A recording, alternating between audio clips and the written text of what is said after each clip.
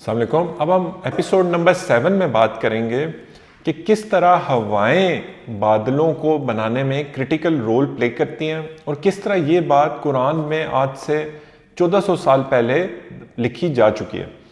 تو قرآن میں سورہ نمبر 15 ورس 22 میں لکھا ہوا ہے کہ ہم ہوائیں بھیجتے ہیں جو کہ ان بادلوں کو بارش والا بادل بناتی ہیں اور جس سے پھر یہ بارش ہوتی ہے.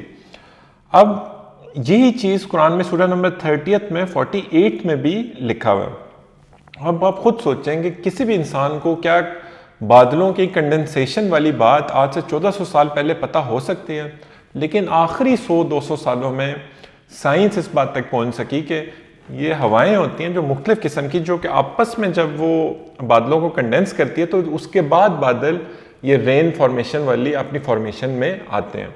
تو یہ ایک اور معجزہ ہے قرآن کا. الحمدللہ.